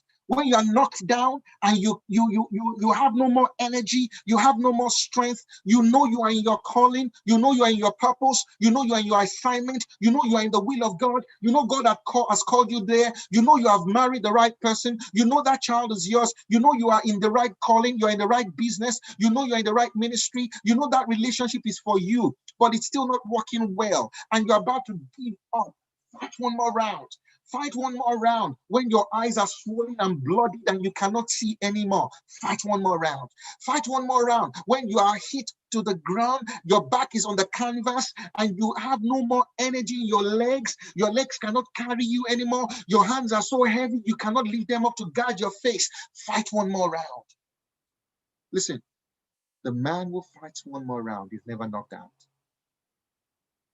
The man who fights one more round is never knocked out. He might be knocked down, but he's never knocked out. There's no shame in being knocked down. You can be knocked down many times, but you pick up yourself. The glory of life is not in never falling, but rising when you fall. So you can be knocked down many times, but you pick up yourself, shake off the dust, stand up, lift your face up, stand tall, and say, yes, I'm going to give it a go. You reject it, stand up again. If you feel that relationship is failing, but you know it's the right relationship for you, stand up again, pick up yourself, and give it another good go. You started that business and it's failing, don't give up on it. Stand up again, give it a good go. You may be in a season of a default. You may be in a season that is not, pleasant. But understand where you are. Don't give up on your dreams because of that season. Because let me tell you, it's going to pass. In the twinkling of an eye, there'll be an open door, a breakthrough, and you will see that, wow, I have actually gone round and I'm back. Suddenly you will find yourself here and the finish line will be there. Just right to the finish line, you'll be there. And when people see you here, they will not know you've been going through all of this. Most people will not know your detours. They will not know how many miscarriages you had. They will not know the failures, the heartaches, the pain, the rejection. They will not know. All right, I stop there. Tell me how you felt. Tell me how you felt so far. In one word, describe. Let me go to the chat. Let's see. One more round. Yes, word in season. Hallelujah. Yes. Tell me, the man who fights one more round is never knocked out. Absolutely. Come on, give it to me. Give it to me. What have you received today? Powerful. Sam says powerful. Oluwatosin says thank you for today. Yes. Tell me. I know you. Before you say thank you, just tell me what you've received. Ignited to get it on. Israel says. If you have to say it's word in season, absolutely. Tell me one word. Describe what you've gotten today. Describe what you've gotten today. Refreshed. Thank you so much for that. Detour doesn't mean denial. Absolutely. Detours are important in our pathway to destiny. Come on, guys, give it to me. Yes. Perseverance. Patrick says perseverance. Absolutely. Recharged. Yes, that's good. Understanding the purpose in my life detours. Yes, understanding. If you have to, and Joseph says, they say illuminating. Those things are encouraged. Absolutely great. I'm happy that you're encouraged. I'm happy that you have more illumination. I'm happy that, this is made impact in your life. All right. Beautiful. Now I'll open it up for questions. Ibrahim says restored. II Consulting says mind shifting. Absolutely. Thank you so much for that. Mind shifting. All right, guys. So, does anyone have a question? Umamba says, do not be deterred by your detours because it's part of the process. I am encouraged. Yes, God bless you. I'm happy that you're encouraged. All right, so if you have a question, you can unmute yourself and ask the question, or you can type it to the chat and I'll just choose it up. All right, any questions? Hi, Dr. Murray. It's Flo. Hi, Flo. Yay. Hi, how are you? I'm very well, thank you. Thank you for that. I mean, yeah, as I said, it's encouraging. Sometimes you have those seasons in your life that could discourage you. And again, just being reminded that, hey, just keep forging ahead. I think I'm having one right now. So for me, that was really good. But I was just going to ask quickly. I mean, you talked a lot about mentorship and mentors and all that. We know that now in this season, there's a lot about coaching, coach. So in your own words, would you, just say the difference from the perspective that you're talking about, the difference between having a mentor and having a coach? Okay. Yeah, thank you so much for that. I alluded to that in when I'm not sure whether you joined at the time when I mentioned this. So a mentor is meant to teach with their own experience. So a mentor is somebody who has gone through the journey you are about to go through. All right. It may not be in the same way, but the goal of the mentor is to express and to teach and to impart the experience, the wisdom from the experience to you. So mentorship is aimed at building competence. So if somebody is your mentor in the area of marriage, they are married. You can't go to someone who is unmarried to be a mentor when you're married. Right. So the goal of mentorship there is to give you experience, personal experience. It's different from a teacher. A teacher doesn't have to have experience, all right? A teacher can teach any principle, something, whatever. But a mentor would usually teach from lived experience, personal experience. Now, a coach, on the other hand, coaching is not meant to build competence. Coaching is meant to improve performance.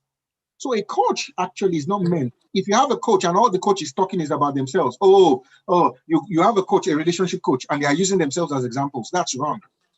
Coaching is not about sharing their own experience.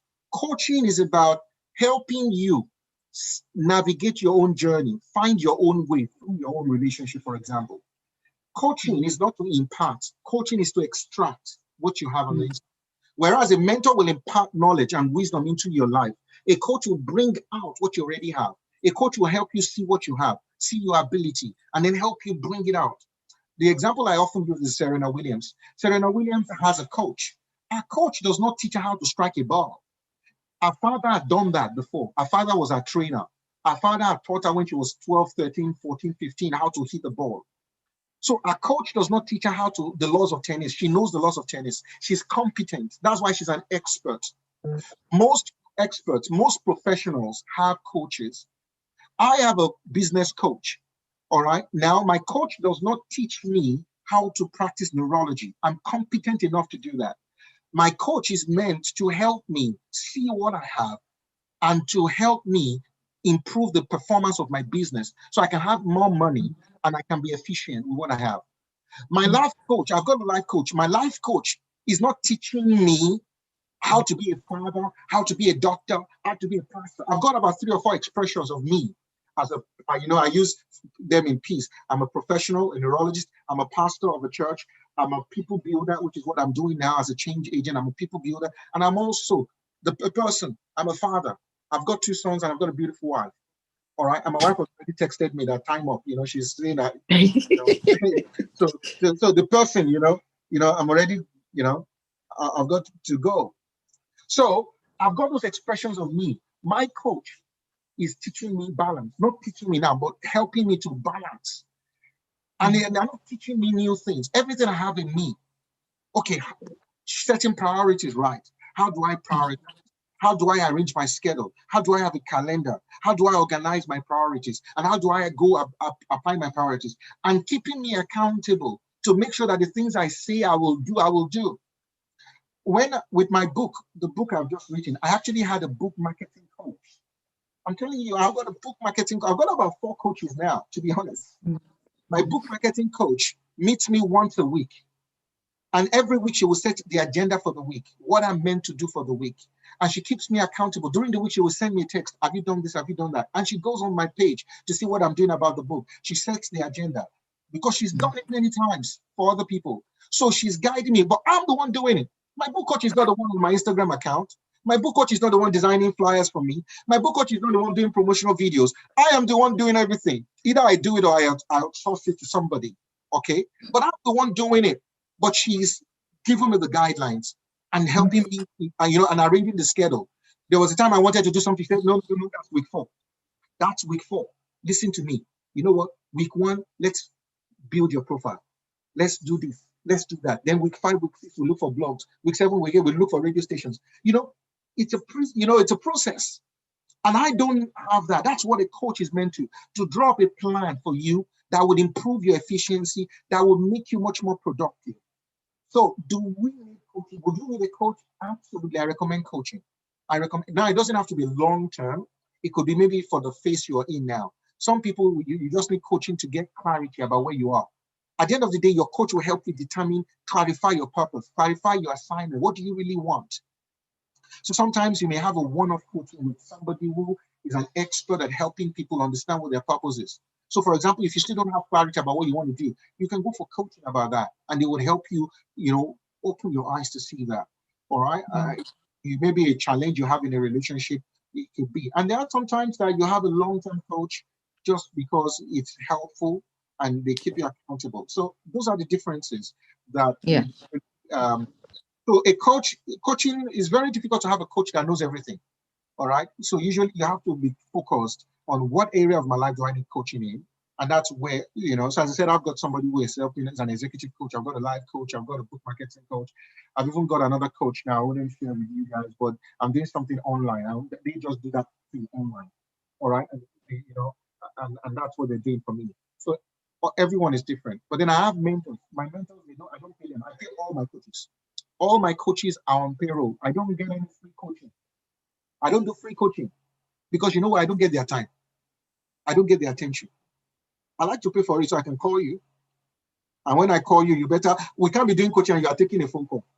Something, I'll pay for my time. Do you understand what I'm saying? So I need your attention here. When I'm doing my session with you, you give me 100% attention. When I send you a text during the week, you respond based on our agreement. All right. So I don't believe in free coaching and all that. I pay for all my coaches based on what I can afford. And of course, but my mentors are different. My mentors are my fathers. They are long-term relationships. I serve them. Sometimes I give them gifts. Sometimes I send them money. Sometimes I just support them. One of my mentors, the one that sent me to the last week, my wife and I were saying, you know what, come to Australia at our expense. Come on, your next holiday is here. At our expense, come. They don't have to ask for it. But I know that when I call them, that sir, I need this. Sir, please give me advice. They will give it to me. But it's not charged. It's a different relationship. It's a very long answer, but I hope I answered that question. Yeah, you did. Thanks a lot. Yeah. God bless. Another question there from I Consult. What do you do when you have a vision, but later as time goes on, you feel empty? Yes. And whether or not a coach, yeah. So this happens all the time. And that's where you have to really dig deep. And, it goes back to what I talked about relationships, about having people that you can lean on, whether it's a mentor, whether it's a coach, you know the difference. You will have to figure out what you need in your life at the time. But there are times when the vision becomes dim. There are times when you're in a detour, you don't know what the significance of the detour is. Is this what God wants from me? Or is this a spiritual attack? What should I be doing? That's where you may need somebody. And whether it's a counseling session with it with a pastor, or whether or not it's a coaching session with it with a coach, a life coach, or whoever to help you in that situation, or whether or not it's just a one-on-one thing you need with somebody like a mentor, then you're going to figure that out. But it's true that there are times when your vision will be challenged, when you feel empty, when you feel that you're not in the right place, but you may still be in the right place. And oftentimes that happens to everyone. There is no visionary person. There is no visionary. There is no strong person. There is no innovator that has not gone through those dark moments where they felt that all they were doing was for nothing, or the vision cannot be accomplished, or these dreams are just too big. All right, like Fela Durotoye will say that your visions are supposed to be bigger than you. That's why you need a provision. That's why you don't need help. All right. People that ask for help are people that just want something to, they need basic necessities. But when God gives you a vision that is bigger than you, you need divine provision and He will make it happen. But sometimes you need to just stay there a little bit longer. You need to just be a bit more patient, or you need to develop yourself, or maybe you need to meet more people, or you need to just start with what you have. Sometimes you don't even, and that's what a coach will do. A coach will help you see what you have now. Oh yes, I want to start this. I want to start this. What do you have now? You have a Facebook account. You have a phone. You have this. You can start something. You have a story. You start with what you have. Just start with what you have. The first video I put out there was I did it myself. I did the video myself, the editing myself. It was very amateurish. Do you know that the most powerful comment, the most powerful feedback I received was from that video? And that video there was no message in it. It was just an introduction of myself. I just introduced myself and my family. But I got a private message from somebody about the impact of that video on their life. And I edited it myself. I'm not a professional. So start with what you have. Just, start. And that's what a coach will help you do. And move on. How can one determine the right mentor? Yes. Well, that will be something different. And maybe when I start my series, guys, I'm starting a series next month. It's called Brain Mind Change. Brain Mind Change, BMC. And it's going to be on Instagram Live. We're going to be having wonderful guests, Bankole Williams, Naomi Semundia, so many other people, Simon Fundayo, that will be coming along. And we're talking about different aspects of the mind, thoughts. How do you control your thoughts? We're talking about your willpower, emotions. We're going to be talking about emotions. We're talking about different aspects, cognition, your judgment, insight, different deep things. And of course, my knowledge of the brain comes into play there because I'll be introducing the science of thought, the science of emotions, the science behind it. And we will now correlate that with our understanding of scripture because I'm still a Christian and how our faith comes into play with that and how you can renew your mind, how you can change your thoughts, how you can rebuild your world through the power of your mind and of your brain. That's very important. So why I'm saying that is that sometimes the only way you will know someone is by feeling their energy. And there's a way you can do that. Usually, if you're a Christian, you have the Spirit of God in you, you get that prompting from within you. But sometimes it's also your ability to read people, all right? Your ability to be able to read people and determine the kind of energy they are giving out. And your ability to be able to, understand people. And that takes a bit of knowing to be able to get that. But you need to be with people, usually I see people, oh, please be my mentor. No, it doesn't work that way. If anybody comes to me out of the blue, somebody I don't know, who just reaches out to me online and says, please, can you be my mentor? It does not work that way. Often we'll have to have something, I need to know a bit about you. So a lot of people that I end up mentoring are people who find their way in my space. They are serving. They come in, they want to serve, they want to join my team, they want to join my programs. I see them over and over again. I see them here, I see them there. Then I begin to know their names. There's some people here who have been with me for the last 4 weeks now. All right. So I already have something with them. So when they send me a message, I can respond better. And then I can schedule a personal call. And then we can now work something out. All right. And that's the way it works. So you must understand that this thing is a bit more complicated than that. So you need to depend on the Spirit of God. You need to look internally, and you also need to be very careful. So I think that's the last question, and I think it's probably time to call it a day. Wow. So thank you so much, everyone. I hope you found this beneficial. Now, before we go, I want you to say something. Today is the last day of the mentoring, the group mentoring session. So just tell me how the last 4 weeks have been for you. You've been there the last 4 weeks. Just tell me what it's been like. Yes, thank you so much. Thank you. Absolutely. Thank you so much. Beautiful. Great. Any other comments? Let me see in the chat box. Any comments? Let's see what describe how the last 4 weeks has been. Great, blessed. Yes, Israel says blessed. Absolutely. Thank you so much. I'm happy you've been blessed. Great. Worth the time. Yes, that's great. I'm happy that it's been worth the time for you. All right. So please let's stay in touch. I encourage you to stay in touch. You'll find the details very soon of my new series. It's going to be on Instagram Live. You'll find the details of that. And I'm going to send you an email anyway to check on you.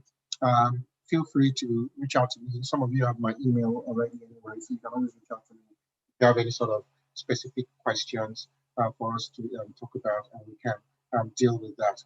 But it's been a pleasure, being able to serve you. It's been a pleasure for me. I would not forget to remind you guys as well that you can get a copy of my book, Navigating Change. I believe this book will change your life really. So it's available on pre-order. So Navigating Change, you can get this book. It will change your life. Navigating Change, my story. This is a book about my story. You will find it beneficial if you get this book. All right.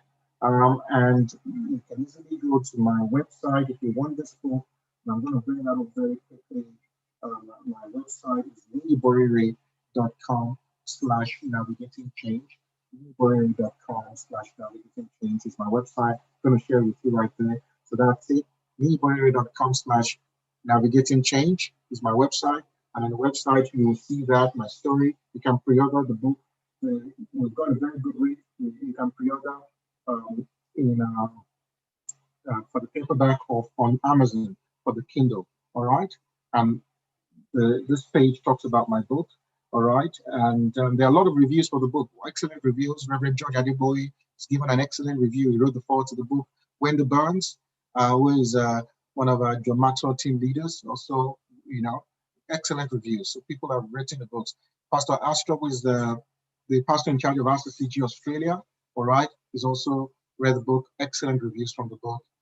Pastor Ayafolagbade also and a few other people who have read the book, and also my very good friend, Given an excellent review. Look at what they said. He said, this book is a must read because I can guarantee you'll be able to position yourself in Dr. Mimi's story to navigate through every change happening in your life right now and the ones to come. So you can just go to niborere.com/navigating change, click on the pre-order link, and it will lead you to, you can get a pre-order. All right. So someone said, can this continue every Saturday? Not quite, not quite. But don't worry, there'll be a different expression of this. I'll be going deeper, as I said, looking at the brain, the mind, and how you can use that to change your world from next month. And the final thing I want to quickly remind you, there's a conference that I'm hosting. I'm hosting this conference with my very good friend, Dr. Sam Ekundaya, and it's a Transgenerational Influence Conference. I want to encourage you to register for this conference, the Transgenerational Influence Conference, Fathers and Sons. We've got a powerful lineup of speakers, as you can see there. Powerful lineup of speakers that we have there. Reverend George Adeboye, Bishop Bogalonga, Sam Adeyemi, Daniel Oluwatonyibo, DDK, all these wonderful speakers, Mrs. Jumoke Adina was just going to be there, and David Abodore. So all these wonderful speakers, transgenerational influence is going to take place from the 10th to the 13th of December. It's a free event, but you've got to register here. Register bit.ly/transgenerational conference. And you can also get a link to that conference on my website as well. You can get a link to that conference on my website at Influence Conference as well. You can get a link. So once you click on that link, it would connect you. So this is the link, Influence Conference, Fathers and Sons. 11 days to go. Just click on this to register. And in that page, you will see the vision, you see all our speakers, all right? And you can you also see myself and Sarah, who are both co-hosts. All right. It's been a pleasure being with you this last 4 weeks. I hope you've gotten value. I'm confident you have, and I wish you the very best. Before we go, I'd like to say a word of prayer and just release some blessings into your life before you go. And so let's do that. Father, Lord, I thank you for every single person here, every man and woman who has heard what I have been sharing for the last 4 weeks. I just pray in the name of Jesus that you give them clarity about what you've called them to do. You help them to align themselves with their vision. You help them to have the patience and the tenacity to go through the details they will go through and to work with you in Jesus' name. I pray you help them to build healthy relationships, to have good mentors and coaches in their lives that will direct them in the way they should go, and that will give them more guidance and help them improve their performance so they can achieve what you've called them to achieve. I pray for blessings, I pray for grace, I pray for clarity, I pray for revelation, I pray for healing. And I pray that God will lift everyone up, God, so they can live up to the fullness of their potential. In Jesus' mighty name. Amen. All right. God bless you, guys. I love you all, and I just wish you the very best. All right. And hopefully we'll have the opportunity to catch up again. Cheers.